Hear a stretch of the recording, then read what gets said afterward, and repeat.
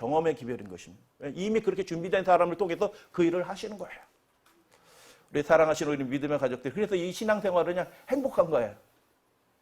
너무 즐거운 거예요. 왜냐하면 그분의 구원의 의를 우리가 경험하는 거예요. 그래서 그 준비된 사람이 그것을 통해서 너도 돼. 나도 그 똑같았어. 나도 안 돼가지고 막 괴롭고 슬퍼고 좌절스러운 일이 얼마나 많이 생겼는지 몰라. 근데 하나님께 그렇게 구하니까 그게 되더라고. 라고 증거하는 기별이 셋째 천사의 기별이에요. 네, 하나님이 때를 딱 마당을 만들고 크게 외치도록 하셔요. 셋째 천사의 기별은 큰 음성으로 외쳐지는 거 아시죠? 그 사람을 주목하게 하신다는 겁니다. 예루살렘에서 첫 기별을 전하는 제자들이 예수님 전하고 싶었어요. 그죠?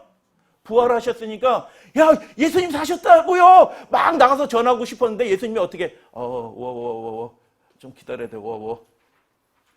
약속한 거 너희들한테 줄 때까지 좀 기다려. 육신으로 외치면 안 되고 니네 확신으로 외치면 안 되고 우리가 확신이 있어요. 확신으로 외쳐도 되는 게 아니에요. 말의 지혜로 그게 전파되는 게 아니라니까요. 논리적인 말로 그 일이 전파되는 게 아니고 영의 능력으로 전파되는 거예요. 할렐루야, 아멘. 그렇기 때문에 그 영으로 충만하게 될 때까지 기다리라고 얘기하신 거예요. 하나님의 때가 있어요. 근데 우리가 그걸 연습하는 과정이에요. 그러니까 전도도 하고 뭐도 하고 기도도 하고 막 연합하면서 모이기도 하고 배우기도 하고 하는 일들을 계속하는 이유가 뭐예요? 그 연습하는 거예요. 그때 어부의 말을 누가 주목하겠어요? 그죠? 누가 어부의 말을 주목하겠어요? 뭐 국회의원 뭐 이렇게 국회의장이나 되고 대통령 정도 나와서 뭐 얘기하면 무슨 얘기하나 이렇게 사람들이 주목하죠. 여러분 길거리 가서 외쳐보세요. 이렇게 지나갑니다. 신기한 사람들 나타났다. 죽었다 살아났대. 미쳤잖아. 우리 죽은 거 다 봤는데. 이렇게 되는 거거든요. 그들이 아무리 확신 가운데 외쳐도 그렇게 돼요. 전파되지 않아요. 아무리 확신 가운데 외쳐도요. 우리가 봤어요. 아무리 해도 소용없어요. 미쳤잖아. 이렇게 하고 가는 겁니다. 그런데 어떻게 해요? 하나님이 마당을 딱 준비하시고 그 능력과 표적이 같이 나타나면서 말씀이 전파된 게 어부의 말일지라도. 여러분, 그래서 내가 늙으니까 내 말 아무도 들을 사람 없어. 이렇게 생각하시면 안 돼요. 그건 육신을 바라보는 겁니다. 나는 아무것도 아는 게 없어. 그러니까 내 말을 누가 들어주겠어. 이렇게 생각하시면 안 돼요. 하나님께서 그 한 사람을 통해서 하실 말씀들이 있어요. 구원의 복음이 전파될 수 있어요. 믿으시면 아멘. 우리의 연약함을 보는 게 아니고 우리의 지식을 보는 게 아니고 그분께서 하실 일들을 해요. 그러니까 우리가 그분과 실제적으로 연결되어 있는 삶을 살면 그분께서 원하시는 때 원하시는 방법으로 그 일이 되는 거예요. 그러니까 우리가 지금 그분과 연결되어 있는 그 구원의 능력을 지금 경험하는 성령의 거룩하신, 내가 안 되던 일들이 성령께서 해주시는, 죄의 뿌리가 뽑히고요. 의지로 안 되던, 교육으로 안 되던, 결심으로 안 되던 그 일들이 되는 그 경험들을 하면서 하나님께 구하니까 되더라. 실수도 하고 넘어지기도 해요. 그 가운데. 근데 하나님이 여전히 붙들고 계셔요. 그게 언약의 하나님의 은혜예요. 우리가 언약을 놓쳤어요. 실패했어요. 근데 언약 당사자이신 하나님 한 분이, 그 하늘에 계신 인간, 우리 마청이신 예수님이 언약 당사자이신데 여전히 우리를 붙들고 계셔요. 그래서 언약이 유지가 되는 거예요. 우리가 잘못했는데 언약이 계약서 했는데 계약서대로 안 하면 딱 깨지잖아요. 그죠? 근데 계약서대로 우리가 못했어. 그럼 언약이 깨져야 되는데 안 깨져요. 왜요? 언약 당사자이신 그분이 여전히 그 언약을 유지하기 위해서 붙들어 주시는 것입니다. 우리를. 그러니까 은혜입니다. 은혜. 우리는 실패했는데 언약 당사자님, 야, 네가 그랬냐? 딱 끊어내는 게 아니고요. 그분의 피와 은혜로 우리를 다시 붙들어서 일으켜 주시는 거예요. 언약의 축복의 당사자가 되도록 일으켜 주셔요. 그러니까 다시 구하는 겁니다. 그래서 이 나팔이 분명치 못한 소리를 내면 누가 전쟁을 예비하려. 이 얘기는 우리 나팔수의 사명에 관한 얘기인데, 이 나팔수의 사명은 어떤 사명이다? 그 구원의 능력, 예수님의 보좌와 연결되어 있는, 지성소 봉사와 연결되어 있는 그 은혜의 능력, 저녁 제사 드리는 그 은혜의 능력들을 경험하고 있는 사람들이 그 나팔수의 사명을 감당하게 될 것이다 라는 것입니다. 계시록에서 상황에서 이제 그 내용들을 다니엘과 계시록에서 그런 사람들이 어떤 모습으로 역사 가운데 등장할 것인지를 배워요. 일곱인과 일곱 나팔이 이렇게 평행이에요. 여섯 번째 인 떼고 여섯 번째 나팔 불리고 나서 잠깐 바로 일곱으로 이어지지 않아요. 여러분 계시록에는 5가지 일곱수가 있어요. 그 일곱수는 크게는 뭐 세부적인 것은 더 많이 있지만 큰 덩어리로 5가지 일곱수가 있어요. 뭐죠? 일곱 교회, 그리고 일곱인, 일곱 나팔, 일곱 대접, 그리고 일곱 대접, 일곱 재앙이지. 네, 일곱 재앙, 그리고 또 뭐 있어요? 여러분 성경을 우리가 그거는 이제 소소한 거고 큰 덩어리로 여러분 우리가 안다고 생각하고 읽으면 아무것도 안 보입니다. 잘 보셔야 돼요. 계시록 몇 번 읽으라고 말씀드렸어요? 100번 읽으셔야 돼요. 100번. 그러면 이제 보이기 시작합니다. 그거 있어요. 말씀하신 게 있긴 있어요. 그런데 큰 덩어리로 계시록 전체를 구분하는 일곱 덩어리가 일곱수로 된 덩어리 있는데 일곱 교회, 일곱인, 일곱 나팔, 일곱 대접, 그다음 그 계시록 19장부터 나오는 일곱 환상이 있어요. 처음 들으셨나요? 거기에 보면 내가 보니 하는데 그게 7개예요. 근데 그게 순서대로 돼 있어요. 그래서 성경 읽으면 헷갈릴 게 없어요. 천년기가 나오는데 전천년이다, 후천년이다, 복천년이다, 막 앞에 있냐, 뒤에 있냐, 막 마귀가 거짓 이설을 들은 막 뿌려놨는데요. 그것만 봐도 그냥 순서대로 돼 있어요. 끝나는 겁니다. 성경은 그렇게 돼 있어요. 아주 명확합니다.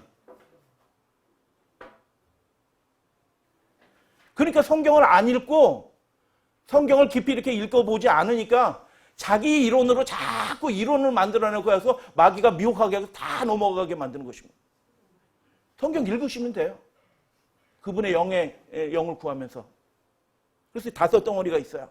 그 5덩어리가 명확하게 구분이 되고요. 그러나 그 내적인 구조가 서로가 다 연결이 돼 있어요. 기가 막히게 연결되어 있습니다. 계시록 말씀을 시간이 되면 머릿속 1장부터 22장까지 딱 들어갈 수 있도록 제가 한번 말씀드린다고 약속은 드렸는데 언제 될런지는 몰라요.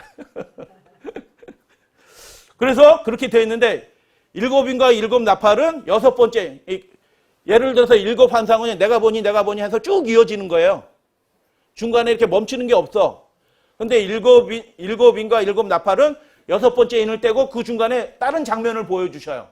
마지막 순간이 일곱 인을 떼시기 전에 일곱 나팔을 부시기 전에 그 중간에 다른 장면을 보여주셔요.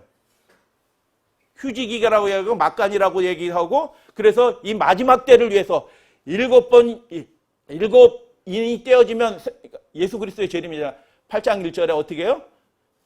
하늘이 반시쯤 고요하더라. 예수님 재림한 거 다 우리 알잖아요. 고린도전서 15장에 보니까 하나님과 그 어린 양께서 모든 천사들을 데리고 재림하시잖아요. 그러니까 하늘에 누가 있어요? 그래요, 맞아. 할렐루야, 아멘. 하늘에 아무도 없어요. 경배할 사람도 없고 경배 받을 사람도 없어. 그러니까 조용한 거예요. 야, 이 지구가 뭐길래 하나님이신 분이 다 이쪽으로 와. 천사들 데리고 다 이쪽으로 와. 누구 데리러 오는 거야, 그 장면은? 그렇게 하나님과 연결되어 있는 그 백성을 데리러 오신 거예요. 그러니까 그분과 연결되어 있는 사람들이 너무너무 복된 사람이라. 이 땅에서도 구원함을 누리고 내가 의지로 교육으로 결심으로 안 되던 죄의 문제가 해결된 그 기쁨 가운데 살아가다가 다른 사람도 구원하는 그 통로로 쓰임 받다가 그렇게 예수님이 재림 오실 때 그 직전에는 성령의 능력 받아서 큰 음성으로 외치게 하시고 많은 사람들을 옳은 대로 돌이키는데 하는데 쓰임 받고 베드로가 뭐 능력을 자기 지혜로 그렇게 쓰임 받았나요?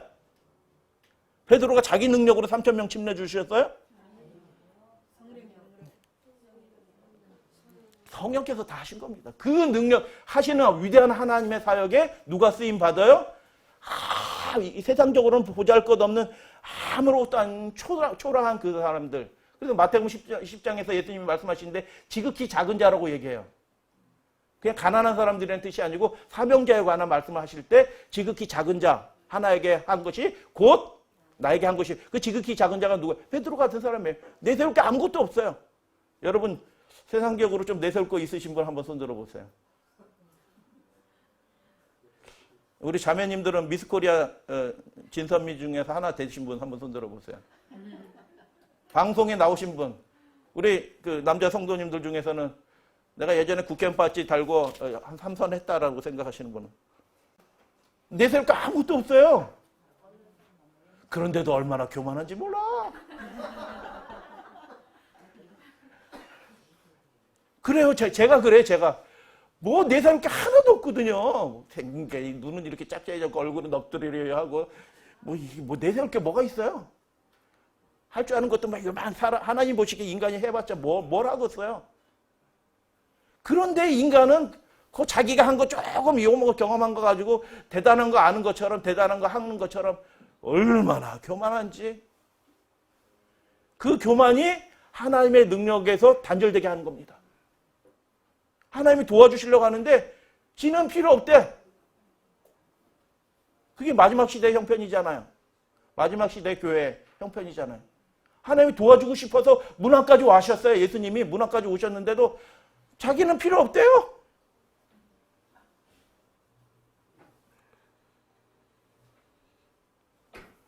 그래서 여러분 하나님의 말씀을 우리가 안다라고 생각하고 읽으시면 안 되고요. 하나님 보여주세요 하고 읽으셔야 돼요. 계시록은 그렇게 되어 있어요. 5덩어리 되어 있고요. 그래서 그때는 쭉 이어져요. 7 환상은 내가 보니 해서 우리 성경 또 번역이 틀려가지고 8번이에요 목사님 이렇게 얘기하신 분 계셔요? 원문에는 중간에 하나 없어. 그래서 7번이에요 딱.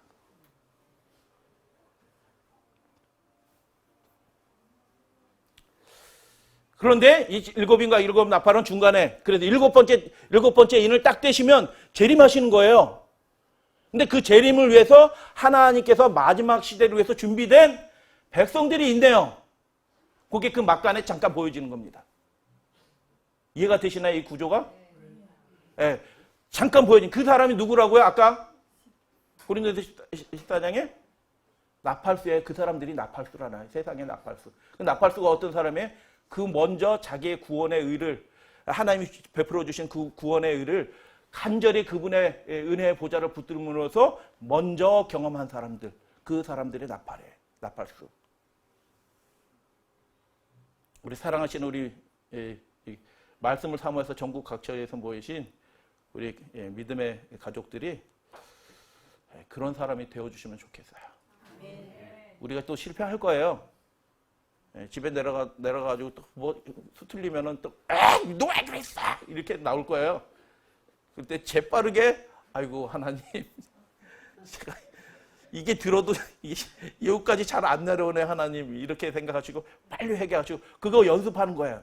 그러면 채널이 아주 선명해지는 거예요. 그때 주님의 음성을 듣는다니까요. 성경 주석에 없는 말씀을 직접 듣는다니까요. 그래서 이렇게 기도하려는데 갑자기 음성이 들려와요. 진짜로요. 이거다 하고 들려온다니까요. 그러면 기도하기 전에 어떻게 그래요? 메모를 이렇게 한다니까요. 그 일들이 벌어지는 때가 이미 된 거예요. 애들도 그거 경험해요. 제가 자세히 말씀드릴게요. 애는 환상을 보는 거예요. 성경도 모르고 애가 교회 나오는데 꿈속에서 하나님을 만나요. 아이가. 그러니까 막 하나님하고 너무 행복하게 놀고 이렇게 하는 거예요. 깨어나서 엄마 내가 하나님 만났어.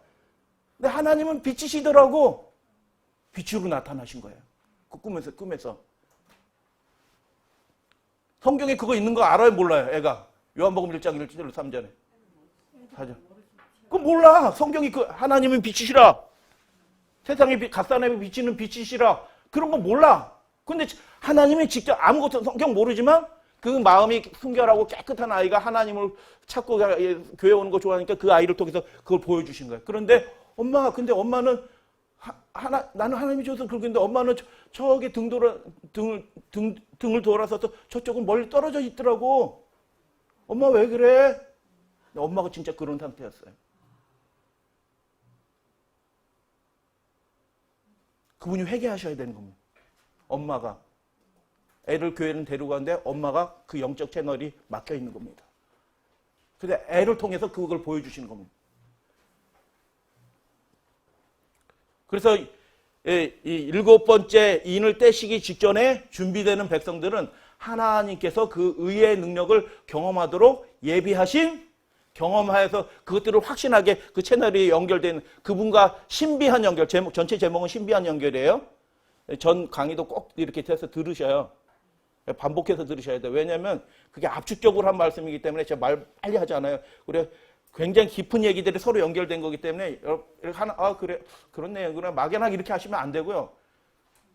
성경 없고 아무것도 없어도 그냥 쭉 나올 수 있도록 그렇게 하셔야 돼. 성경절 일일이 다 아시고 그 내용들 아시고 그렇게 하셔야 돼. 그래서 24만 4천 신을 입은 사람들은 그 의의 능력을 경험한 사람들이에요. 복된 사람이죠. 예. 그리고 7 나팔은 6번째 나팔을 이렇게 울린 다음에 10장부터 14장 그 전후로 이렇게 돼 있어요. 7장 세상 나라가 7번째 나팔을 부를 때 이건 더 자세히 크게 그렇게 대략 이렇게 말씀을 드린 거예요. 두 증인이 나오고 두루마리 나오고 그 막간이에요. 그리고 14만 4천 보여주고 이긴 자는. 근데 7 대접은 어떻게 해요? 그 중간에 막간이 있어요, 없어요? 성경 읽어보면 16장부터 17장 이렇게 7대 첫째 장, 둘째 장 이렇게 하는데 막간이 없어요. 거기에 회개한다는 얘기 있어요, 없어요? 뭐가 되는데 회개하지 않고 오히려 하나님의 이름을 회방하는 얘기가 나와요. 회개하지 않는 겁니다. 그 정도 되면 회개할 것 같아요. 저 같으면. 이것도 교만한 건가? 그 정도 이렇게 고난 가운데 떨어지면 하나님 우리가 잘못 살았네요. 이렇게 할 것 같은데 그 회개의 은혜가 주어지는 지금 그 하나님과 산 연결을 갖지 않던 사람들은 그 채널이 끊어지면요. 그렇게 고난 가운데 떨어져도요. 회개를 하는 사람이 한 사람도 없어요. 이게 놀라운 얘기입니다. 그 예수님이 이 장면을 이미 다 말씀하셨어요. 비유로. 그래서 예수님의 비유와 예수님께 직접 하신 말씀과 이 종말전쟁 예언들과 구약의 표성들이 다 실제로 연결되어 있는데 그 따로따로 알고 따로 아는 것도 부분적으로 잘못 알고 있고 막 그렇게 하는 것입니다. 거지 나사로의 비유 아시죠? 그 나사로 예수님의 40여 개의 비유 중에서 등장인물이 나오는 유일한 비유예요. 나사로라는. 다른 거는 등장인물의 이름이 있어요, 없어요?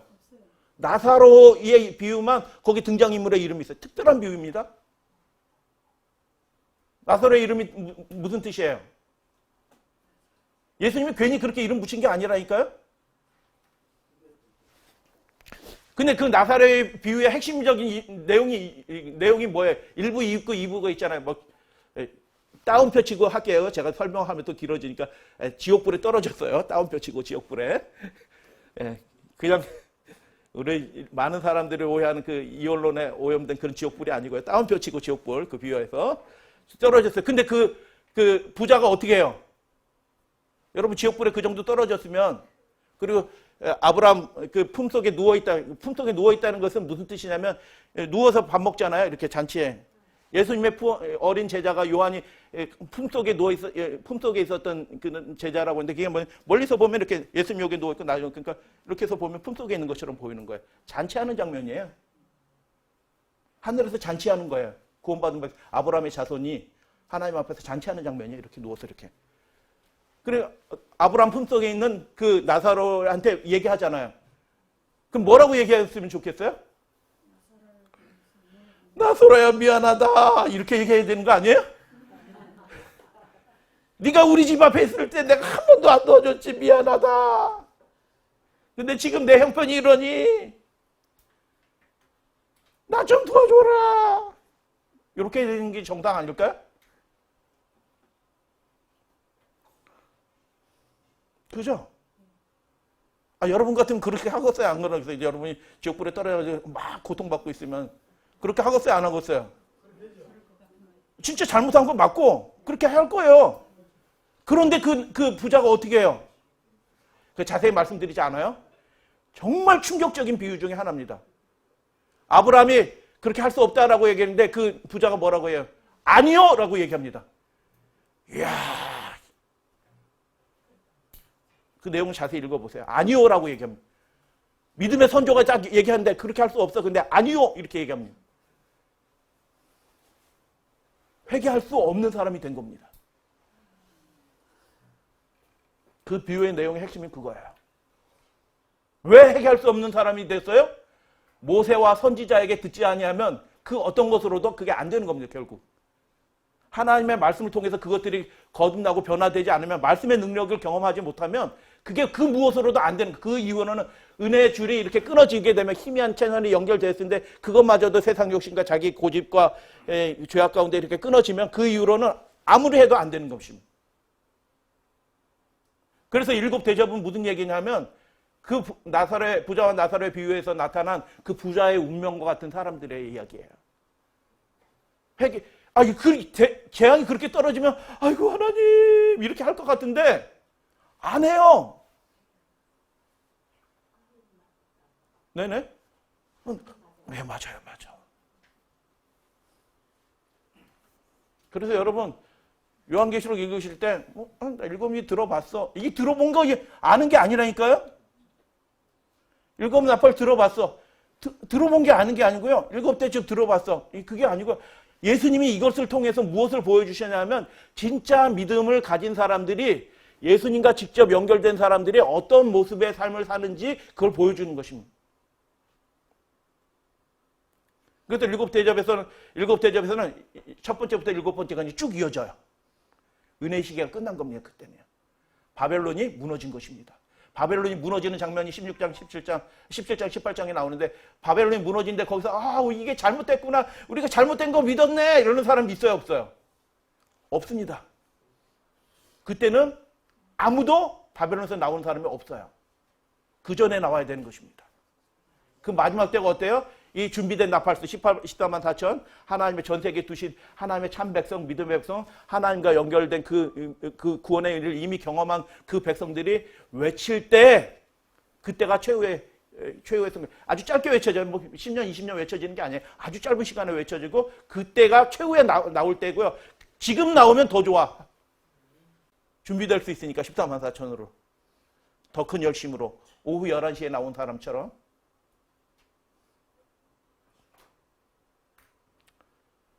그러니까 이게 굉장히 엄숙한 순간의 시즌을 우리가 살고 있는 거예요. 여섯 번째 인이 이미 떼어지고 있고요. 이제 일곱 번째 인이 떼어지기 직전에 우리가 살고 있는 것입니다. 근데 하나님께서는 그 하나님과 연결되어 있는 산 경험을, 신비한 연결 가운데 있는 그 백성들을 이 땅에 두셨다라는 것입니다. 그래 어쩌다 보니 생긴 게 아니고요. 70일에, 제가 반복하지는 않아요. 그냥 제목만 말. 70일에와 2300주의 예언이 따로따로 있는 예언이 아니고 그게 한 세트의 예언이라고 말씀드렸어요. 네 가지 주제가 동일한 주제예요. 기억하시죠? 속죄에 관한 이야기, 마지막 때에 관한 얘기, 그리고 성소에 관한 얘기, 그리고 세상 끝에라는 거 얘기했나요? 끝에 관한 얘기. 그렇게 네 가지인 것입니다. 유대인의 끝, 세상 끝, 성소, 지성소. 그렇게 연결되어 있어요. 한 세트예요. 같은 주제예요. 속죄에 관한 얘기. 이것도 마지막 시대 속죄 사역을 취하고 해서 성소, 지성소대로 이제 끝나는 얘기예요. 그래서 그게 같은 예언인데 따로따로 알고 계셔요. 그래서 지금 여섯 번째 인을 떼신 때는 뭐냐면 지성소로 들어가신 때입니다. 예수님이. 나오실 때가 된 것입니다. 나오시기 직전에 그 일들을 하나님이 이제 마무리하신 거예요. 복음의 비밀이 이루어지더라라고 그렇게 말씀합니다. 그래서 대략 이런 구도로 되어 있고요. 그래서 우리는 어떤 사람이 되어야 되나요? 요 노란 그 14만 4천 흰옷 입은 사람, 두루마리를 먹은 사람, 그리고 두 증인과 같은 그런 삶을 살아가는 사람들이 되어야 된다라는 것입니다. 우리 부조와 선지자 140쪽 책을 한번 읽어드릴게요. 날마다 누군가의 은혜의 시기는 끝나고 있다. 죽었다는 뜻이 아니에요. 회개할 수 없는 형편으로 넘어간 것입니다. 왜? 회개를 계속 거절하니까 성령이 그 사람에게서 떠나는 겁니다. 계속 호소하셨는데 끝까지 거절한 겁니다. 그래서 은혜의 시기가 끝났다라는 것입니다. 시간마다 누군가는 자비가 미치지 못하는 곳으로 넘어가고 있다. 그런데 죄인으로서 이 무서운 운명에서 피하도록 하는 경고와 간청의 음성은 어디에 있는가? 그를 죽음에서 건져내려고 뻗친 손은 어디 있는가? 의로운 사람은 자기 스스로 의로운 사람이 아니에요. 그 의의 네 번째 개념이 뭐라고요? 다른 사람도 살리는 사람이 그 사람에게 그게 의의가 되는 거예요. 말해주는 사람이라거든요. 겸비와 끈기 있는 믿음을 가지고 죄인의 구원을 위하여 하나님께 그렇게 간구하는 사람은 어디 있는가? 이분들이 14만 4천이에요. 흰옷 입은 사람들의 그 영적 그 상태이고 마음이에요. 예, 은혜 시기 가운데 살고 있는 것을 이제 이렇게 좀 이렇게 대조해서 이렇게 살펴보면 오후 3시는 저녁 제사 드리는 때예요. 그죠? 하루가 끝나는 거예요. 하루가 매일매일 끝날 때, 매일의 제사가 끝나는 저녁 제사가 드릴 때 하루하루 우리의 삶이 완전하게 하나님 앞에 정리가 되는 삶을 살아가야 되는 거예요. 내가 내년에 내가 열심히 생활해서 믿음 준비해야지 이게 아니고요. 우리가 매일매일 하나님 앞에서 정결하게 되고 우리의 죄를 결산하고 하나님 앞에 연결된 삶을 계속 유지하는 삶을 사는 게 저녁 제사를 드리는, 매일 드리는 제사에 저녁 제사를 드리는 그런 믿음의 생애예요. 근데 6째 날을 되고 7번째 날은 무슨 날이죠? 안식일이에요. 하나님 만나는 날이에요. 그래서 열린 성소가 있어요. 오후 3시까지. 하나님께 그 은혜를 구하는 겁니다. 아직. 바리새인과 세리의 비유고요. 6번째인 그 때는 그 장면 전에 보면 누가 서려 라는 얘기잖아요. 세상 왕들과 왕족들과 귀인들과 장군들과 부자와 가난한 자들이 뭐라고 얘기해요? 예수님 재림할 때가 됐는데 막 하는데 누가 서려 이렇게 얘기하잖아요. 그죠? 6번째 나팔 때 두루마리 먹은 자 14만 4천이 경배하는 자를, 성전 안에서 경배하는 자를 측량하라라고. 다 들어가는 게 아니에요. 교회 다닌다고. 진짜 준비된 사람, 하나님과 연결된 사람들만 데리고 가시는 겁니다. 그래서 은혜의 시기가 뭐 하냐면 그분과 연결된 삶을 사시라라는 건 지금. 그분의 구원하시는 성령의 능력을 경험하라. 어떻게 경험하냐? 거지복음이다. 구하면 된다라는 것입니다.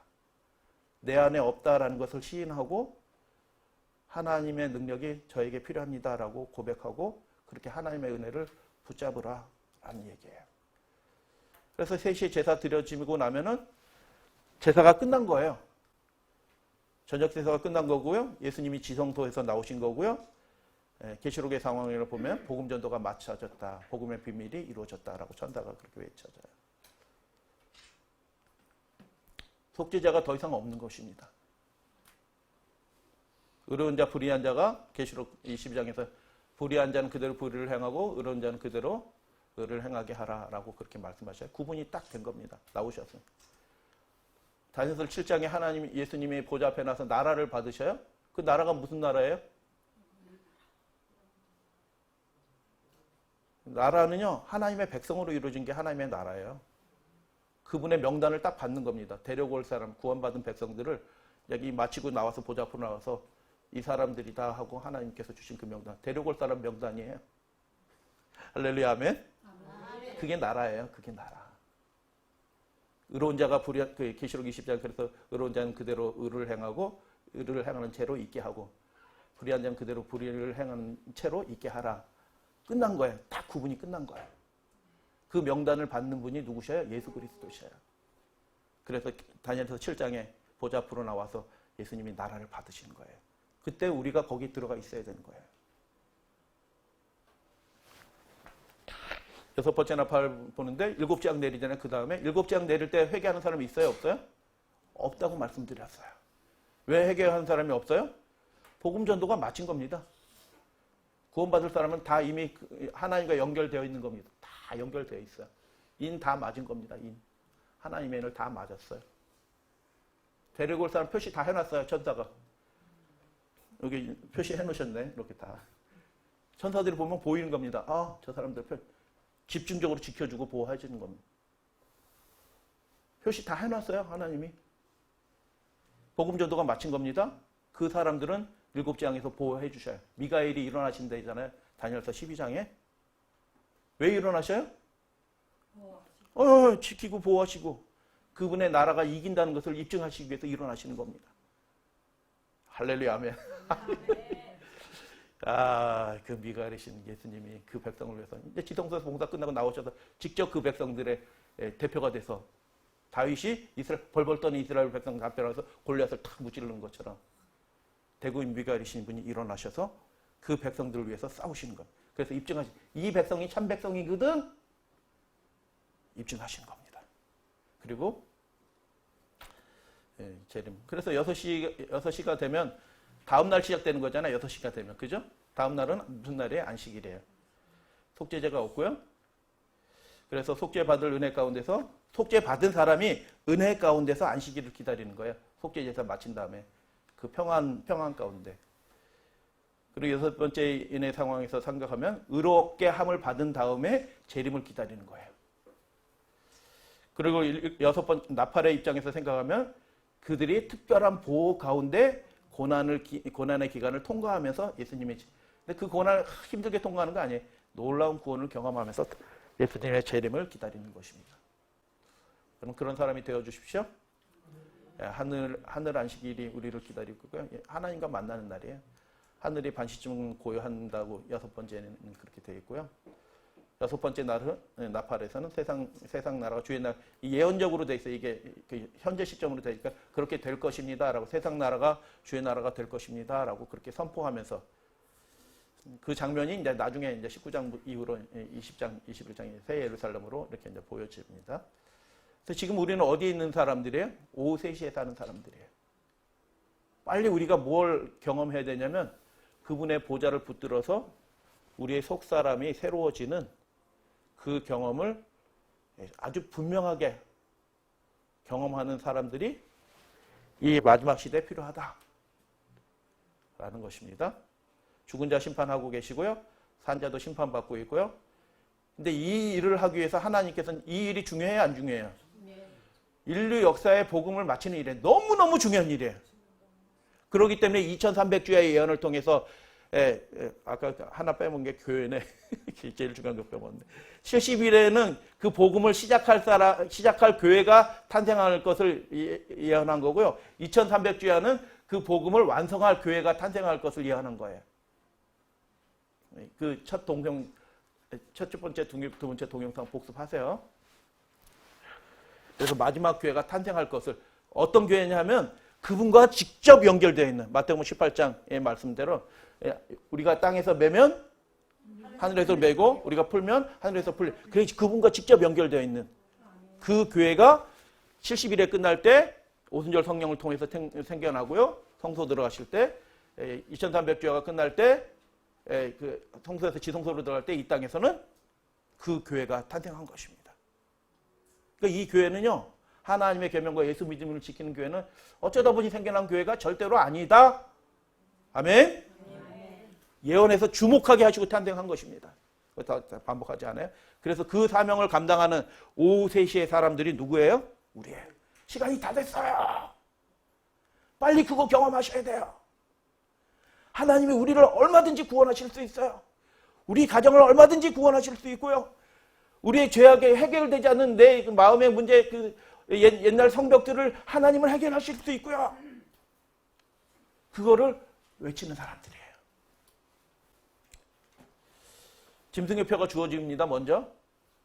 그러나 인침이 있을 것이고 늦은 비의 성령으로 크게 외치는 일들이 있으면서 그 일들이 아주 짧은 시간에 딱 맞춰집니다. 여기 동영상 보면 다 나오시니까 안 찍으셔도 돼. 미리 공부하시려고. 우리 선교사님이 다 해서 올리니까 이렇게 잘 들으시고 핵심적인 거는 그냥 메모 같은 정도만 이렇게 좀 하시면 좋을 것 같아요. 대제사장이신 예수님과 성도가 직접 연결되어 있으며 죄의 도말이 이루어지고 있는 때이다. 로마서 11장 말씀 다 같이 읽어보도록 하겠습니다. 시작. 주여 그들이 주의 선지자를 죽였으며 주의 제단을 나만 남았는데 내 목숨도 누구 얘기냐면 엘리야 얘기입니다. 엘리야의 심령을 가지고 엘리야의 사명을 주의 제단이 다 허물어진 것입니다. 민노라라고 얘기했는데 진짜 참 제단은 다 허물어져 있는 겁니다. 교회는 다니는데 진짜 그 재단을 통해서 재단의 불을 누가 연락하셔요? 재단의 그 재물을 누가 연락하셔요? 불로 하나님이 연락하시는 겁니다. 하늘과 이 땅이 연결되어 있고요. 예수님의 심령이 우리와 연결되어 있고요. 그분의 보좌와 우리 가정이 연결되어 있고 교회가 연결되어 있는 거예요. 근데 그 재단이 허물어져 있는 겁니다. 명목상의 재단만 있고요. 명목상의 신앙만 있는 거예요. 근데 그 하나님과 연결된 선지자, 이 나팔수된 엘리야는 심령이 답답한 겁니다. 무너진 재단을 다시 수축하잖아요.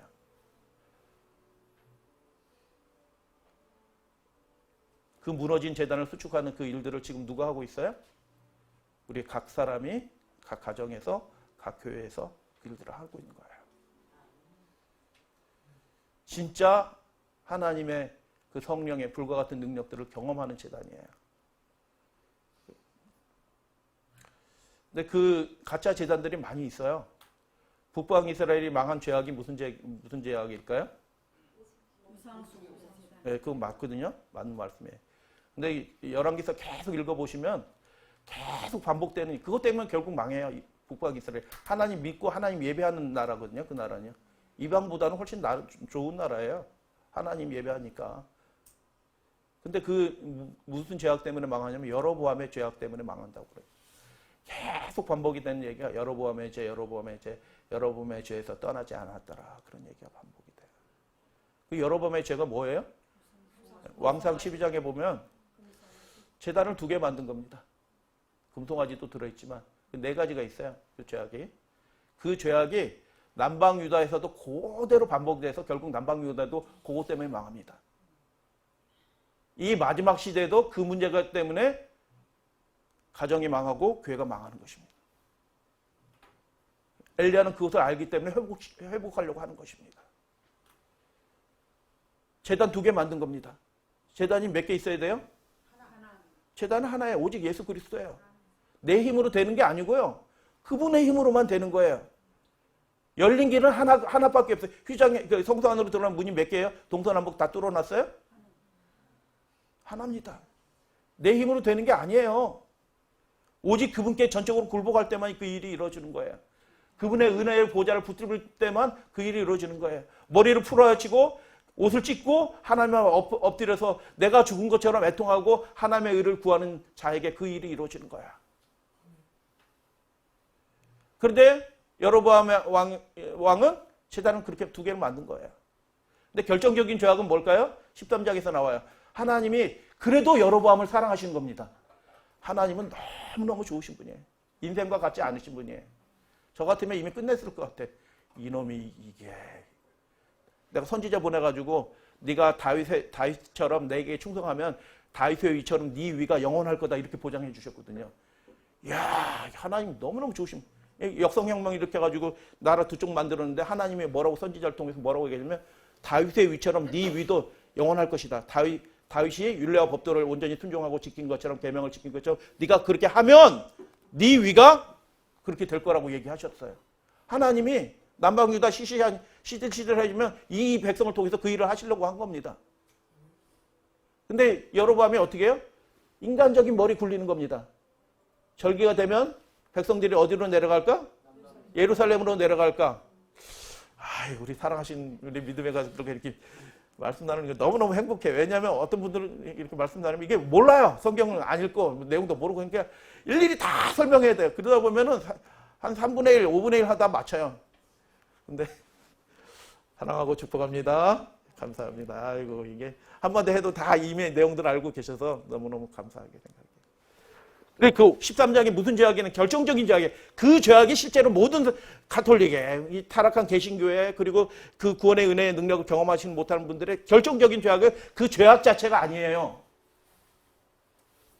아하스 왕도 어떻게 해요? 다메섹에 갔다 그 제단 가져가지고 성소 안에다 그 제단 좋네 하고 그 제단에 식양을 따서 지어놓고 제사 드리는 거예요.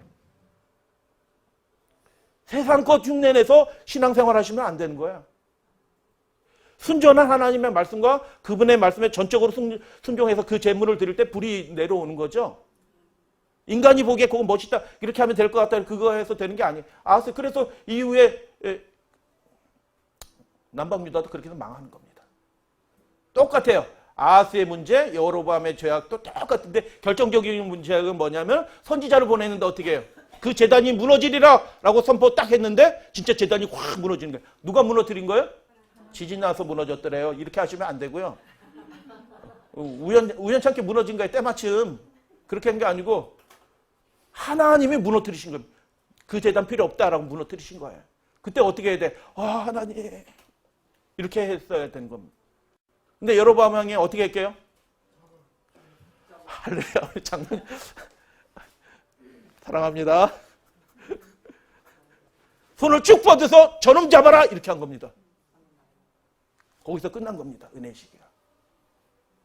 회개시키려고 하나님이 보내셨는데 그 죄악 때문에 망한 게 아니고요. 회개를 거절했기 때문에 망한 겁니다. 우리의 완악함 때문에 우리가 하나님과 단절된 그런 상황이 처하는 것입니다. 엘리야는 그걸 회복시키려고 하는 사람입니다. 저녁 제사 때 엘리야는 이스라엘 베드로를 통하여 바알의 제사장들이 무너뜨리도록 허약한 하나님의 제단을 수리한다. 그는 힘든 일에 백성 중 어느 한 사람에게도 도움을 청하지 않는다. 여러분, 목사님이 하실 거예요. 이렇게 하시면 안 돼요. 장로님이 그 장로님이 훌륭하시니까 그 장로님이 하실 거예요. 그러면 안 되고요. 우리 각자가 그분과 산 연결을 통해서 신비한 연결을 통해서 그 능력을 받도록 하기 위해서 우리가 그 일을 해야 되는 거예요. 각자가. 그 사람들이 누구라고요? 14만 4천이고 흰 옷 입은 사람들이에요. 그 사람들이 누구라고요? 나팔수예요. 자기의 의무를 지는 사람들입니다. 결국 그 사람들은요. 자기가 마땅히 해야 될 일들을 하는 거예요. 바알의 제단들은 모두 준비되어 있었다. 그러나 그는 무너진 하나님의 제단으로 향했다. 비록 차마 볼 수 없을 만큼 허물어져 있었지만 그 제단은 바알의 웅장한 모든 제단들보다 그에게 신성하고 소중했다. 여러분의 교회가 우리나라에서 제일 좋은 교회던가요? 여러분이 지금 출석하시는 교회가 여러분이 제일 좋은 교회예요? 아니에요. 그 담임 목사님이 우리나라에서 제일 영성 있는 목사님이셔요? 아니에요. 그것과 상관없어요. 그러나 각자가 그렇게 하면요, 그 교회에, 그 가정에, 그 사람의 부흥의 역사들이 일어나는 겁니다. 새롭게 하면. 이게 다른 사람에게 달려있는 게, 그래서 육체에 속하시면 안 돼. 그 목사님 좋더라. 그래갖고 막 이렇게 하실 필요 없어요. 각자 그 은혜의 능력들을 직접 받을 수 있도록 하나님 그렇게 해주신 거예요. 고린도전서 3장에 그 얘기하시는, 나는 바울에게 속했습니다. 그 말의 의미가 그래. 나는 바울에게라, 나는 아볼로에게라 라는 말이 뭐냐면, 그게 무슨 뜻이냐. 나는 바울에게 속했습니다. 이런 뜻이에요. 바울 안에 있는 사람이다. 뭐 이런 얘기거든요. 아볼로에 안. 우리는 누구 안에 있는 사람이에요? 예수님 안에 있는 사람입니다. 할렐루야, 아멘. 그분의 지성소 보좌를 붙잡는 사람들이에요. 그분을 존경할 수도 있어요. 근데 그분 때문에 내가 구원받는 건 아니에요. 그래서 아무리 연약한 제단일지라도 그 교회에서 준비된 사람들이 하나님의 은혜를 그렇게 간구한 사람들이 있으면 그 교회의 역사가 일어납니다.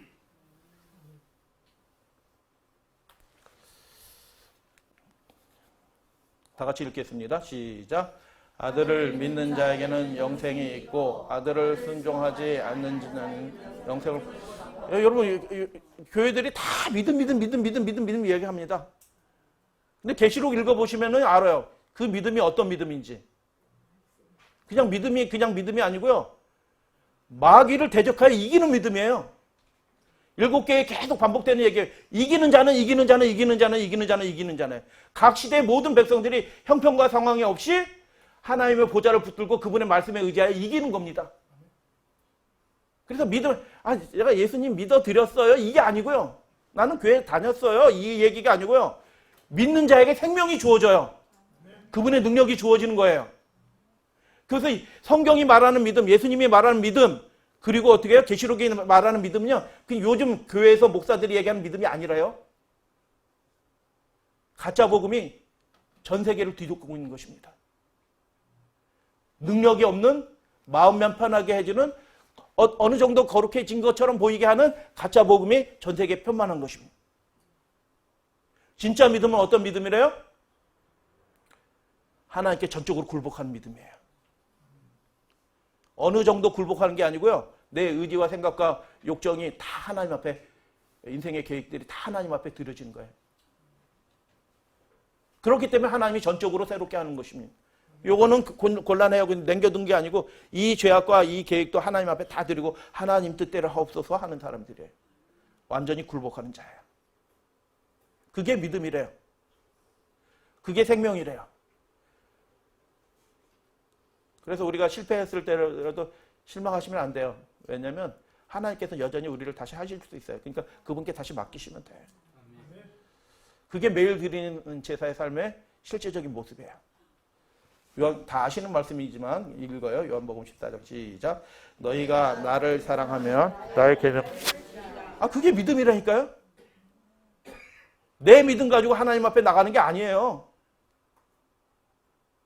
그분께서 주신 믿음으로 살다가 하나님 앞에 나가는 겁니다. 그래서 하나님의 계명과 예수 믿음을 지키는 자예요.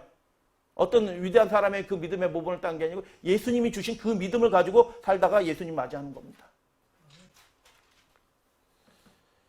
믿음은 우리의 무지 대신 하나님의 지혜를, 우리의 약한 것 대신에 하나님의 힘을, 할렐루야 아멘, 우리의 죄된 것 대신 하나님의 의로우심, 의로움에 네 가지가 있다고 말씀드렸어요. 그거 생각하면서 읽어야 돼. 항상 받아들이게 한다. 그러니까 너무너무 좋은 겁니다. 진짜 믿음은. 믿는 영혼은 다 같이 읽겠습니다. 시작. 믿는 영혼은 하나님의 뜻에 완전히 순복한 그 일이 이루어지는 겁니다. 내가 해제하는 게 아니고 내게 그 의의 능력이 하나도 없다는 것을 알고 있기 때문에 전적으로 굴복하는 겁니다. 하나님 안 되더라고요. 손 들고 옵니다. 이겁니다. 히브리서 12장 읽겠습니다. 시작.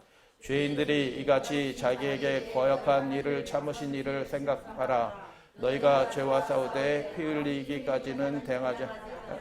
그분을 붙잡음으로써 싸움. 히브리서는 예수님에 관한 얘기죠. 대제사장이신 예수님에 관한 얘기예요. 어떻게 죄와 싸워서 이기게 돼요? 내 힘으로 싸우는 게 아니고요. 이것도 자꾸 우리 내 힘으로 싸우려고 자꾸 애쓰시면은 서로 예민해져요. 예민해지고 날카로워지고 당신은 왜 그랬어? 뭐 이렇게 된다니까. 내 힘으로 싸우면은 내가 이기면 조금 뭐 잘 된 것 같으면 목에 기부스가 딱 들어가지고 왜 이들 그렇게 사시나 몰라. 이렇게 된다니까요. 곰새 그렇게 돼요. 제가 왜 이런 얘기 하냐면 제가 그래요. 제가 죄인이라 제가 그렇다니까요. 잠깐 예수님을 눈에 놓치면 금세 그렇게 된다. 예수님이 해주신 건데 지가 한 것처럼, 자기가 결심해서 한 것처럼, 지 계획대로 한 것처럼 그렇게 된 거예요. 이게 히브리서 얘기는 다 대제사장이신 예수님이 산 연결을 통해서 알레테이아 진짜 있는 그 능력을, 참장막에 부리시는 이신 예수님이 우리에게 진짜 그 능력을, 성령의 능력이니까 죄를 이기죠. 사람의 계획으로 어떻게 죄를 이기겠어요. 싸우고 있어요. 죄인인데 어떻게 죄인하고 죄와 싸우겠어요. 죄인은 다른 말로 무슨 뜻이에요? 죄를 좋아하는 사람이라. 죄인은 우리가 그게 좋아요. 편하고 그게. 그러니까 기분대로 에따 하면서 막 하고 싶은 얘기 하잖아요. 그게 왜요? 그게 좋아. 그게 좋으니까 에따 하고 속에 있는 말 확 쏟아내버리잖아요. 여기는 하나도 그런 분이 없으신 것 같아. 근데 왜 그러냐면 그게 좋아요. 그게 편해. 근데 그렇게 하지 않아요. 거룩한 영이 딱 해갖고 다른 마음을 주셔요. 참아내는 것 이상이에요. 다른 마음을 주셔요.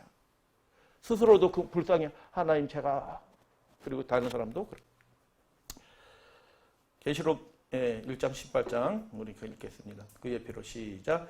그의 피로 우리를 죄에서 우리를 해방하시고 거기서 나와 그 죄에 참여하지 말고. 죄에서 해방하는 거예요. 죄 용서가 아니에요. 많은 분들이 그냥 믿으면 죄 용서, 속죄가 무슨 뜻이라고? 죄 용서라고요? 속죄의 네 가지 성경 구절 생각나시나요? 한 분만 고개 끄덕 하셨어요. 그 말씀을 다 외우셔야 돼요. 민수기 16장, 26장, 출애굽기 31장 다 외우셔야 된다니까요. 죄의 속죄는 죄의 용서가 아니라고 말씀드렸어요. 그렇게 알면요, 그분의 구원의 능력을 구하지도 않고 그 뭔지도 모르고 그렇게 살아가는 겁니다. 속죄는 죄의 대가를 치르는 겁니다. 죄 때문에 그 사람을 잘라내는 게 그게 속죄예요. 근데 예수님이 대신 우리의 대신 해서 그분의 은혜로 우리가 속죄의 은혜를 누리게 되는 거죠. 속죄는 죄의 삭은 사망이. 그게 속죄예요. 죄에서 우리를 해방하시고라 하는데 이 해방하시고라는 말을 누가복음 13장에서 나오네. 귀신 들려 꼬부려져 있는데 18년 동안 귀신 들려 꼬부려서 꼼짝도 못한 그 여인이 제대로 거동도 못하는 그 여인이 하나 예수님이 그분의 말씀으로 성령으로 그렇게 해서 그 즉시로 온전하게 했어요. 그래서 18년 동안 매여있던 이 여인을 사탄의 매임에서 풀어놓아 다니게 하였다 이렇게 얘기했습니다. 예수님이요. 그 풀어놓아 다니게 했다라는 말이 똑같은 말이 해방이라는 뜻이에요. 마귀에 매여가지고 꼼짝도 못한 겁니다. 아무리 힘주고 스트레칭하고 연습하고 물리치료 받아도 이게 안 되던 일이, 아무리 좋은 의사가 만져줘도 안 되는 일이 예수님 앞으로 나오니까 즉시로 이루어진 겁니다. 마귀의 매임에서 풀어놓아 다니게 했다라고 예수님 말. 풀어놓아, 마귀의 매임에서 놓인 거예요. 그게 예수님의 속죄의 은혜의 구원의 능력입니다. 그게 진짜 믿음이에요. 죄의 용서가 아니고요. 죄에서 해방되는 겁니다. 실패할 때가 있어요. 다시 이분을 기억하시면 됩니다. 다시 이 약속을 기억하시면 됩니다. 그분은 여전히 하실 수 있어요. 죄에서, 마귀에서 놓이게 하는 거예요. 마귀와 상관없이, 죄와 상관없이 예수님을 바라는 자가 되도록 하시는 게 그게 믿음이라. 그래서 계시록 그 바벨론 사건과 바벨론이에요. 지금 바벨론 타락한 교회가 세상을 다스리고 있는, 그래서 가짜 복음과 가짜 믿음이 가득한 이 세상이 바벨론이잖아요. 근데 그 바벨론의 죄에 참여하지 말래요. 죄 문제가 거기는 해결이 안 되는 겁니다. 왜요? 그 믿음이 가짜고요. 그 복음이 가짜고요. 그 안에 하나님과 연결된 진짜 채널이 없는 겁니다. 명목상의 그 신앙과 명목상의 믿음이 있고 명목상으로 뭐 헌신하고 주님 사랑에 눈물을 흘리지만 그건 다 가짜인 것입니다. 진짜 완전한 굴복과 죄에서 해방되는 그 것들이 뭔지도 모르고 경험도 못하고 그냥 죄 용서 받았다는 아니란 그 만족에 하나님 감사해요 이런 걸 하는데 진짜 죄를 완전히 포기하고 죄에서 해방되는 그 경험들은 없는 겁니다. 거기서 나와라라는 것입니다. 그 잘못된 신앙에서 나와라. 실제적인 경건을 누리라. 하나님과 예수님과 신비한 연결 속에 들어와라 라는 것입니다. 중간에 혹시 질문하실 거 있으면 이렇게 하시고 질문하셔도 돼요. 한두 가지는 박을 수 있어요. 산상분, 은혜의 시기가 지체되고 자비의 음성이 아직도 들리고 있어요. 할렐루야 아멘.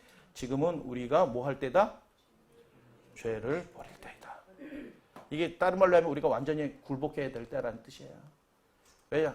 제가 해봤으니 50평생 살다 보니까 이게 결국 안 되는 거더라고요. 제가 목회 생활 20년 하다 보니 내 스스로 뭐 이렇게 한다고 하는데 그게 안 되더라고요. 하나님. 결론을 내렸네요. 하나님. 제 속에 거룩한 능력이 없네요. 하나님. 제 부인도 제 말을 안 듣네요.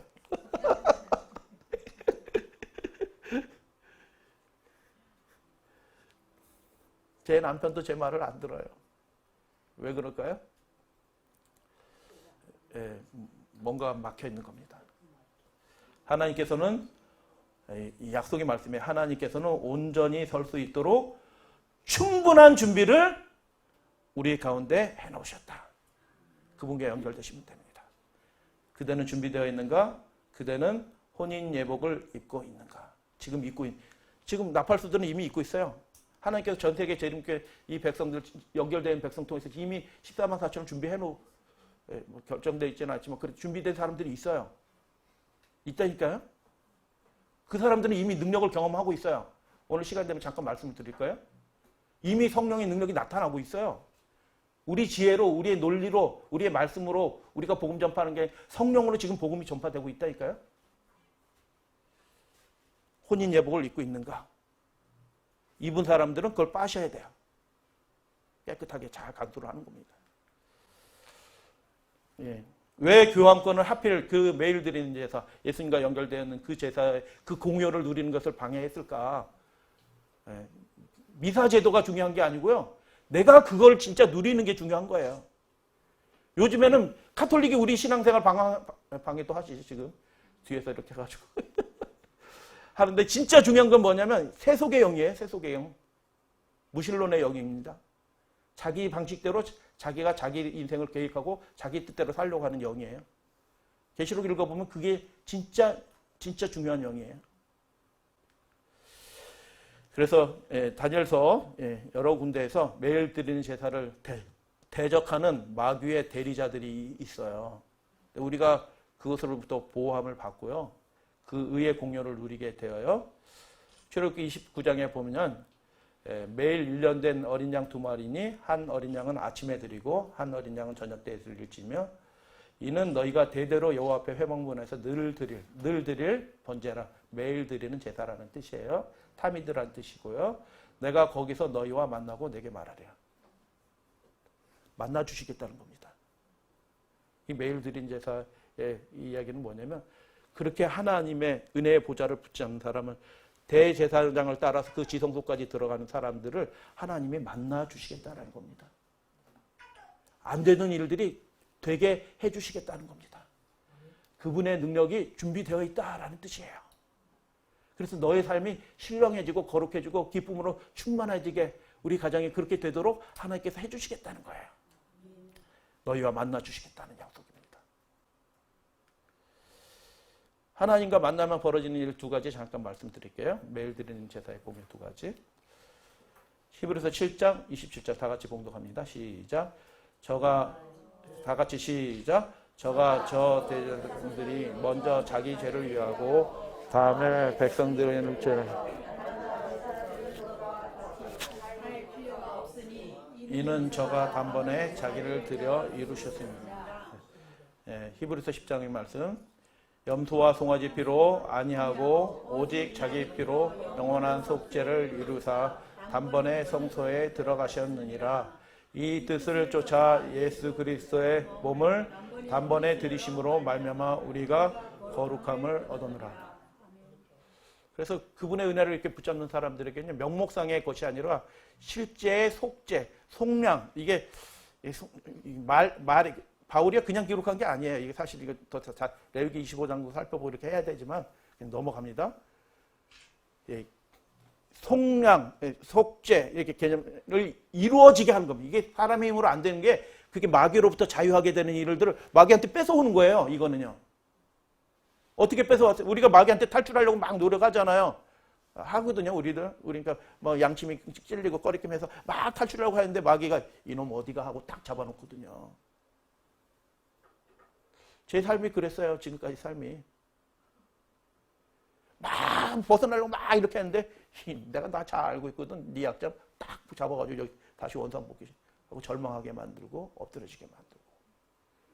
근데 거기서 요게 속죄 리트러시는 노인과 완전히 타오는 거예요. 다시 찾아오는 거예요. 야, 할렐루야, 내 힘으로 벗어나려고 했는데 안 되던 일을 야, 내 거거든 내놔. 할렐루야, 아멘. 예수님이 그렇게 하시는 거예요. 야, 내 건데 절로 안 가? 그 예수님 마귀 쫓아보시고 딱 데려오시는 게 그게 요게 영원한 속죄, 여기 리트로시 용어가 좀 다른 이게 개념들이 이제 좀 복합적인 개념이 있고 그렇기 때문에 이게 번역들이 좀 헷갈리게 번역하게 했어요. 이 의미들이 잘 안 드러나게 번역을 해놨어요. 근데 그런 뜻이에요. 내놔 이렇게 한 거예요. 그분의 소유가 된 겁니다. 그게 계시록 1장 그 첫 부분에 나오는 예수 그리스도께서 우리를 속량하사 이렇게 얘기한 거예요. 속량하실 뿐만 아니라 그리스도의 제사장으로 삼으셨다. 그분의 피로 그렇게 되어 있어요. 뭐 기억나시면 아멘 하시고 안 그러면 나중에 찾아보시면 돼요. 그분이 그렇게 해서 다시 그분의 소유로 딱 삼으셨다라는 거예요. 마귀의 손에서 딱 안 되는 그걸 벗어나려고 안 되는 그분이 구할 때 야 절로 가 하고 딱 데려오신 겁니다. 두 번째는 그 연결돼서 그렇게 해서 우리가 어떻게 해요? 거룩함을 얻게 되는 것입니다. 두 번째 히브리서 10장 다 같이 읽어요. 시작. 또 하나님의 집 다스리는 큰 제사장이 계심에 우리가 마음의 뿌림을 받아 악한 양심으로 벗어나고 몸은 맑은 물로 씻었으니 참 마음과 온전한 믿음으로 하나님께 나아가자. 또 약속하신 이는 미쁘시니. 아멘. 미쁘시다는 얘기는 페이스풀리, 신실하다는 뜻이에요. 그렇게 해주신다는 뜻이에요. 구하면 된다는 뜻이에요. 약속대로 이루어진다는 거예요. 이미 준비해 놓으셨다는 뜻이에요. 그 큰 제사, 하나님의 집은 성경에서 집이라는 용어들이 계속 많이 나와요. 그때 집을 어떻게 이러면 건물을 그리시면 안 돼요. 하나님의 백성이란 뜻이에요. 많은 부분 집이라는 용어가 사람을 가리키는 용어지. 다윗의 집 하면 다윗이 무슨 집 지었어? 있기는 하겠지만 다윗의 집이면 다윗에 속한 사람들이에요. 하나님의 집은 뭐예요? 하나님의 백성을 다.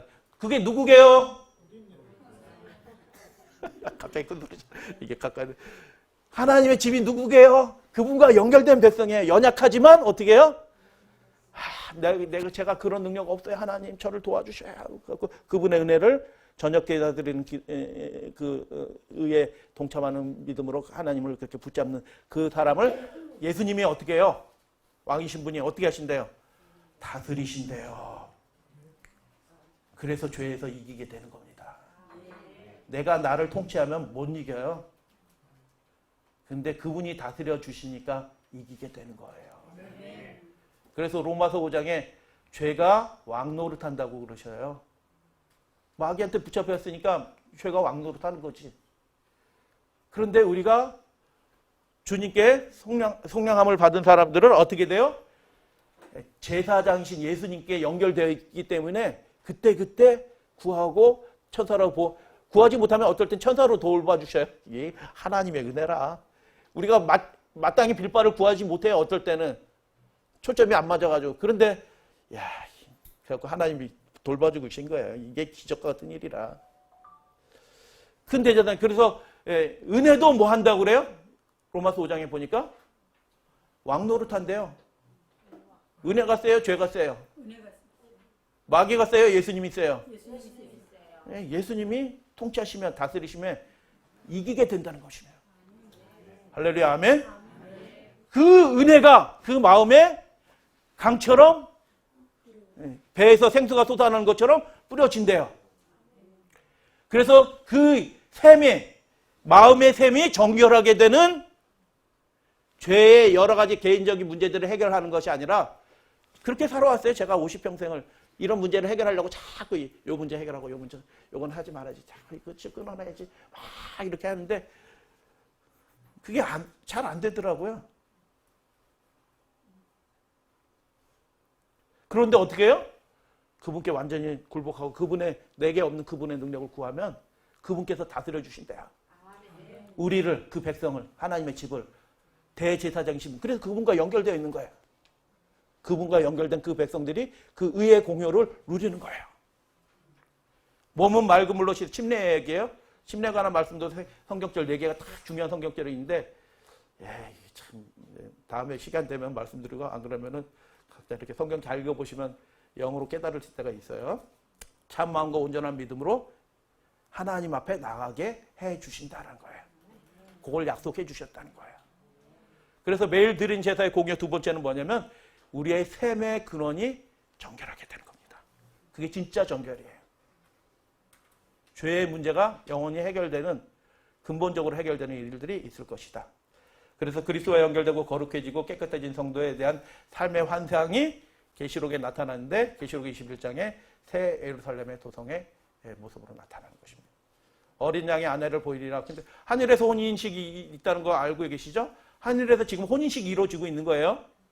혼인식이 끝나고 그러면은 예수님이 나라를 받으시는 거예요. 그러니까 지금 혼인식 기간에 혼인식으로 들어가야 되는 것입니다. 마지막 때가 이제 가까워졌고요. 어린 양의 아내를 보이리라 하고 한데 하늘에서부터 내려오는 거룩한 성 새 예루살렘을 보이셔요. 여러분 계시록에 보면 이게 환상이기 때문에 제단이 말해요. 제단이 말한다니까요. 계시록에서는 어린 양의 신부 새 예루살렘이 말해요. 이게 환상이에요. 환상. 그렇기 때문에 말하는 거로 나와요. 그러면 거룩한 새 예루살렘 성에 혼인 기약이란 말이 없어요. 혼인 시기예요. 말씀드렸어요. 어린 양의 혼인 시기 때가 다 이르렀고 그의 아내가 자신을 준비하였으므로 그에게 그 어린 신부에게 빛나고 깨끗한 세마포 옷을 입도록 허락하셨으니 이 세마포 옷은 성도들의 옳은이 아니고 의로운이라고 말씀드렸어요. 이게 도덕적인 게 아니에요. 의로운 행실이로다라고 얘기해. 그분의 의를 붙잡는 거예요. 그래서 그걸 경험한 사람들의 그 의로운 삶이 동시 사건으로 이제 이거 이해가 되시죠? 이제 성령 내리래 예수님께서 하늘 성소에 들어가셔서 첫 제사 드릴 때 이 땅에서 무슨 일이 벌어졌다고요? 동시 사건으로 성령이 임해요. 그러니까 우리가 그분의 은혜를 그렇게 누리면서 사는 모든 삶의 기록들이 다 예루살렘 성의 의로운 삶의 기록으로 다 입혀지고 있는 겁니다. 매일의 삶이. 그래서 이미 아는 겁니다. 새 예루살렘 성이. 딱 들어가면은 문이 쫙 열려요. 알고 있어요, 이미.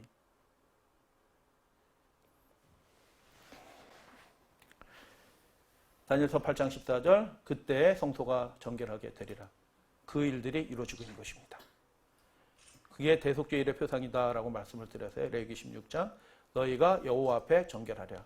성소가 정결하게 된다는 것은 그 백성들이 그 집이 아까 집이라고 했잖아요. 그 집이 정결하게 되는 거예요. 그 집이 누구게요? 우리예요. 어디가 정결해져요? 마음의 셈이. 완전히 정결하게 되는 일들이 지금 이루어지고 있다. 누구에게? 구하는 자에게. 어떤 게 내게 그런 능력이 없어요 라고 하는 사람들. 절망하고 엎드리고 그 세리처럼 가슴을 치면서 하나님의 은혜를 구하는 그 사람에게 지금 그때 구할 때마다 이루어진다는 것입니다. 애들도 경험한다는 겁니다. 노인네도 죄송합니다. 이제 친숙한 말인 거 아시죠? 연세가 많으신 분도 다 그래서 욥기 4장 17절에 보면 사람이 어찌 하나님보다 의롭겠느냐? 사람이 그 창조하신 이보다 어찌 깨끗하겠느냐? 사다크라는 개념과 깨끗하다는 개념이 같은 개념이에요. 서로 중복되는 개념이에요. 정결해진다라는 것을 타이르라고 되어 있는데 그게 의롭게 된다는 뜻이라 같은 개념이에요. 연결된 개념. 그래서 성소 또 손가락으로 그 피를 그 위에 1번 뿌려 그 자손의 부정에서 단을 성소를 정결하게 하는 거잖아요. 단을 정결케 하는 것이요. 하듯이 이 앞에는 성결케 이게 두 단어인데 한 말로 만들어서 성결 이렇게 돼 있는데 그 두 단어예요. 카드시 타이를 거룩하게 하고 깨끗하게 한다는 뜻이에요. 근데 우리말로 한다는데 두 단어예요. 실제로는 성결케 할 것이요. 성소를 그렇게 해요. 제사장이시면. 근데 하늘에서 예수님이 그 일을 하고 계신 거예요. 하고 계시는데 이 땅의 백성들, 하나님의 집인 그 백성들에게는 무슨 일이 벌어질까요? 이 날에, 같은 날이에요. 너희를 위하여 속죄하여 너희로 정결케 하리니 너희 모든 죄에서 너희가 여호와 앞에서 정결하라. 동시사건으로 벌어지는 겁니다. 이해가 되시죠? 정결하게 해주고 거룩하게 해주는 거예요. 의롭게 해주는 거예요. 그래서 제사장이 하는 일이고요. 이것은 성소 밖에서 이루어지는 일이에요. 제사장이 매일 드린 제사 드릴 때 백성들은 그 성전 밖에서 뭐예요? 기도하잖아요. 그죠? 자기가 제물 드릴 게 없어요. 그 제사장을 바라보면서 기도하는 겁니다. 자기의 속죄를 위해서, 의롭다함을 위하여, 정결함을 위해서, 거룩함을 위해서 기도해요. 제사장이 어디에 계셔요? 하늘 성소에 계셔요. 지성소 지금은. 지금 성소 밖은 어디예요? 지금 여기 있는 우리예요. 여기에 뜰 있는 여기에, 뜰은 여기에 우리의 지구. 이 땅의 백성들입니다. 그래서 2300주야 예언이 이제 속죄의 마지막 끝이 다 이루어지게 되었다라는 그런 얘기에 성소가 정결하게 되리라. 히브리서 9장에 보니까 하늘에 있는 것들의 모형을 이런 것들로 정결케 할 필요가 있다라고 그렇게 말씀하셨어요. 다 같이 요한복음 14장 말씀 읽겠습니다. 시작. 내가 아버지께 구하겠사니 그가 또 다른 자를 보이시고 영원토록 너희와 함께 있게 하시리니 그는 진리의 영이라. 세상은 능히 그를 받지 못하느니 아멘. 그는 너희와 함께 계시고 너희 속에 계시니. 제자들이 안 되는 일들이 되는 겁니다. 하나님이 약속하신 겁니다. 그 당시 제자들 또 실패하잖아요. 십자가 사건에 다 뿔뿔이 흩어지잖아요. 엎드러지잖아요. 부인하잖아요. 그래도 붙잡아 주신 겁니다. 다시 회복시키시고 이 성령의 능력을 경험하도록 다시 세워주신 거예요. 그러니까 천국 가는 길은 우리 힘으로 가는 게 아니고 예수님 도와주심 때문에 가는 거야. 마지막 나사 사건들 72조. 그래서 매일 드리는 제사의 삶은 죄를 버리는 일이고요. 성령을 힘입는 일이고 성령께서 우리 속사람 안에 왕노를 하도록 그분과 완전히 연결되어 있는 함께 있는 그런 삶을 사는 겁니다. 우리가 대속죄일에 살고 있으며 분명하기 때문이다. 지금 이 시간에도 많은 사람들이 지금 하나님 앞에 검사를 받고 있다. 이게 무시무시한 얘기가 아니고 좋은 얘기예요. 그래갖고 우리가 남김없이 하나님 앞에 온전히 거룩해지고 성결해지는 그 경험을 할 수 있도록 초청해 주신다는 얘기예요. 이게 자꾸 육신의 눈으로 읽으니까 이게 이렇게 읽으시면 뭐 비난하는 사람처럼 그분들은 불쌍한 사람들이 이게 뭔지 모르니까 비난하는 거라. 마음의 성전은 그 더러움에서 정결해져 있는가? 나의 죄악들은 도말되도록 하나님 앞에 다 드려지고 있는가?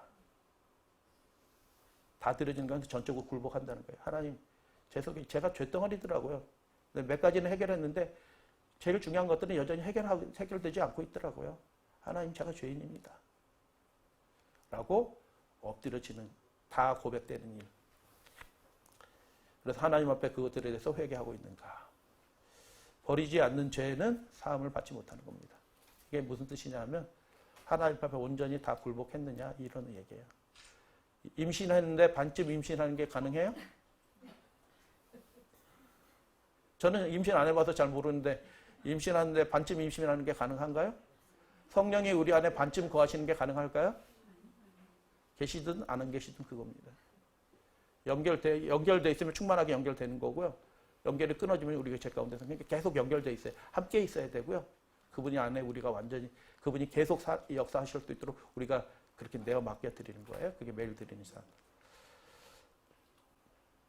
요한일서 1장 9절 다 같이 봉독합니다. 시작. 만일 우리가 우리 죄를 자백하면 저는 미쁘시고 의로우사 우리를 죄에서 사하시며 모든 불의에서 우리를 이거라니까요. 이게 믿음이라니까.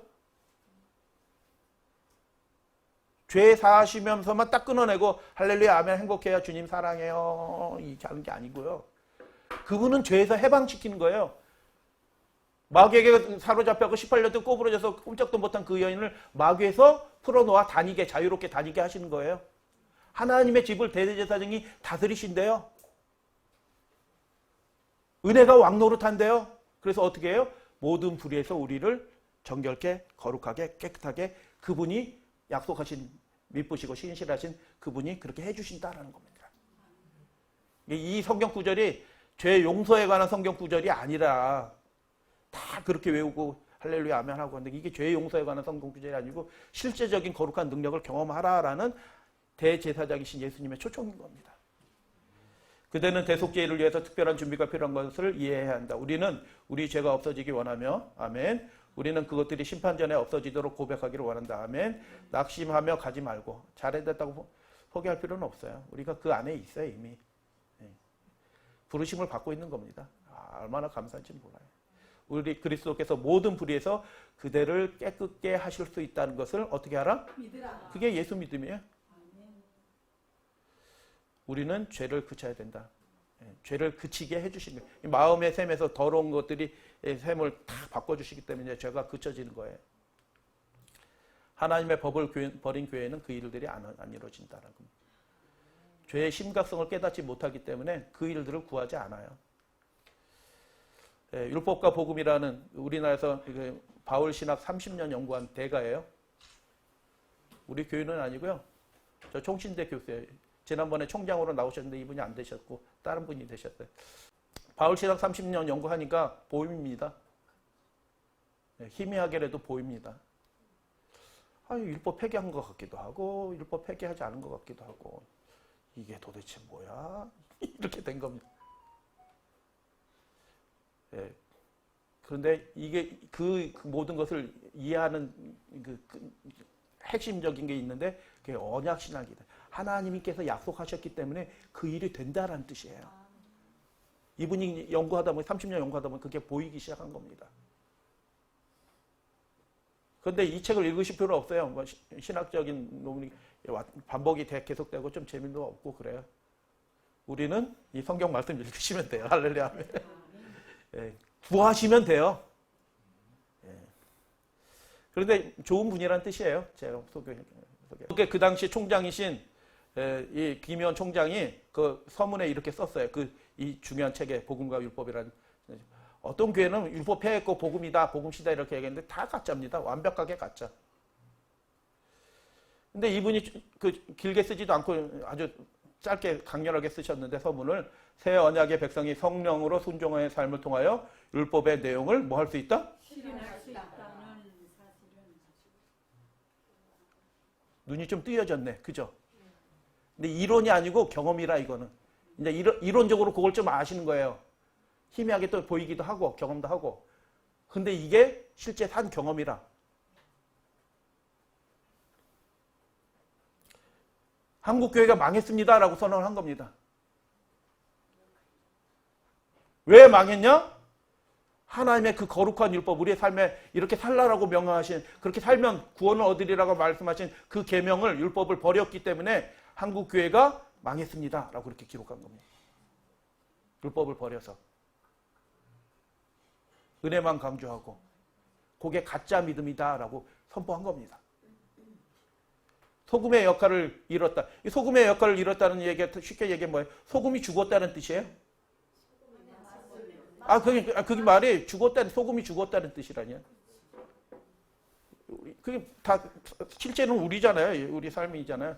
소금이 맛을 있으면 우리가 죽은 거지. 우리에게 생명이 없는 거예요. 우리가 아무 지혜로운 말을 많이 해도 우리에게 생명이 안 나가. 죽은 겁니다. 편안하게 믿음 생활하고 안일하게 믿음 생활하고 그 은혜만 강조하고 사랑해요 라고 하니까 교회가 망한 것입니다. 좋다고 얘기하고 사람들 많이 모인 것처럼 보이지만 다 죽은 백성, 이스라엘 호적에 죽은 뼈가 가득한 것처럼 그렇게 된 겁니다. 그래서 엘리야는 거기서 돌이키려고 하는 겁니다. 근데 그 백성을 지금 하나님이 각 나라에 그 엘리야의 사명을, 나팔수 사명의 백성들을 하나님께서 탄생하게 하시고 그렇게 두신 거예요. 할렐루야, 아멘. 그 사람들이 누구게요? 우리가 잘나서 택함을 받은 건 아니에요. 인정하시죠? 신심이 많아서 택함을 받은 것도 아니고, 그래도 옳은 길로 따라가려고 하는 마음, 그리고 우리가 연약하다는 것을 고백하기 때문에 하나님이 택하여 주신 거예요. 엘리야가 어떻게 했는지 잠깐 살펴보고 마지막 시대 벌어진 상황을 살펴보고 말씀 마칩니다. 보라, 여호와의 크고 두려운 날이 이르기 전에 내가 선지 엘리야를 너희에게 보내리니 그가 아버지의 마음을 자녀에게로 돌이키게 하고 자녀들의 마음을, 그 집의 마음인데 이스라엘 집의 마음을 그들의 아버지께로 돌이키게 하리라 하는 역사가 있게 될 것이다. 엘리야를 통하여. 그 일이 성령을 통하여 있게 될 것이다 라는 것입니다. 두렵건대 내가 와서 저주로 그 땅을 칠까? 저주로 그 땅을 치는 장면이 뭐예요? 7 재앙이에요. 남은 물이 광야에 있고요. 아시죠? 계시록에서 남은 무리가 어디에 있어요? 광야에 있잖아요. 광야. 똑같아요. 침례와 남은 물이 다 광야에 있습니다. 엘리야는 뭐가 미워요? 사람들의 마음을 하나님께로부터 멀어지게 한 모든 게 다 미운 것이면 TV도 믿고 핸드폰도 믿고 유튜브도 믿고 말씀 유튜브는 제외 그것도 믿고 욕심도 믿고 세상 성공하려고 자랑하는 조금 성공했다면 목에 기부 쓰고 하고 다니는 것도 믿고 하나님에게서 멀어지게 하는 모든 게 다 미운 거예요. 그 마음이 누구의 마음이에요? 예수님의 마음이에요. 예수님의 마음. 그게 미운 겁니다. 그래서 그 마음이 누구랑 통하고 있어요? 예수님과 다 통하고 있는 사람이에요. 연결되어 있기 때문에. 갈멜서 어디 있는지 한번 찾아보세요. 예, 보이시나요? 나사렛에서 이렇게 해서 높은 곳에서 보면 갈멜산 보여요. 예수님이 어렸을 때 생활하시면서 저게 갈멜산이다. 엘리야 다 목사하면서 들판에 나가서 목사하시면서 그 갈멜산 보셨어요? 요충지예요. 사방팔방에서 다 통하는 요충지예요. 그 갈멜산 옆에 길이 있어요. 해변길, 산지길 다 만나는 거. 그게 분지처럼 넓은 평야, 그게 이스라엘 평야예요.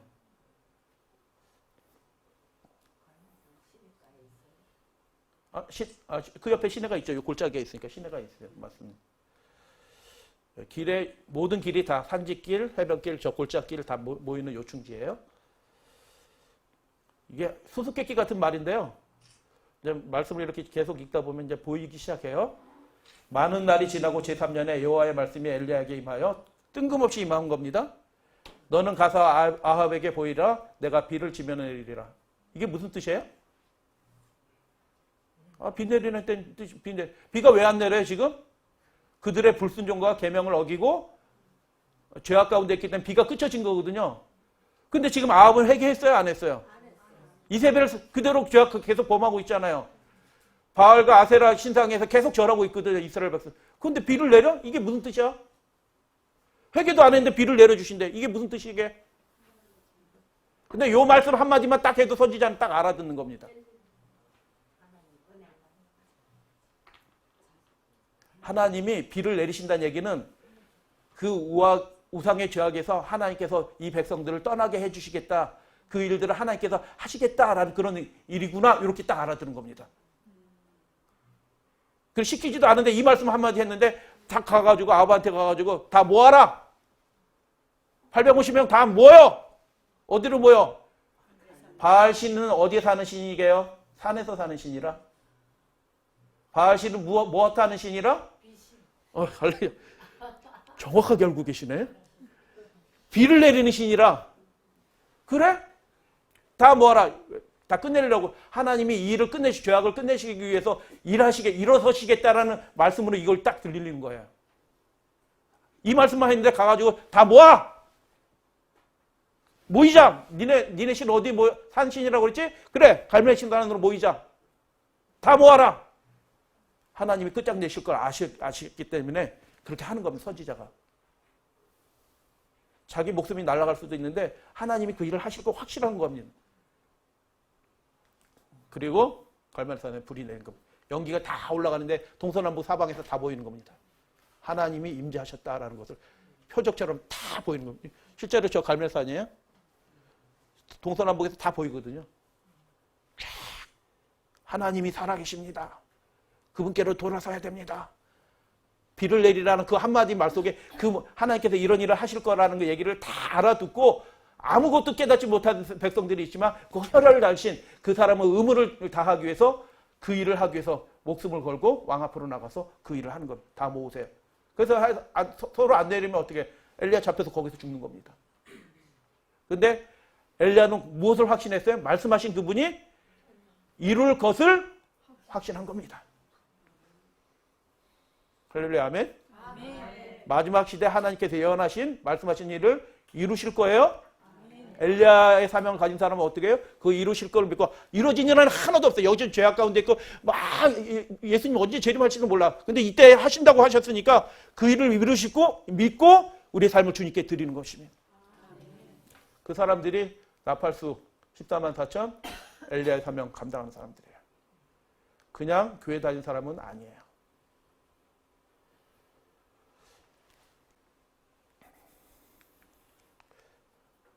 네, 다 같이 한번 읽도록 하겠습니다. 시작.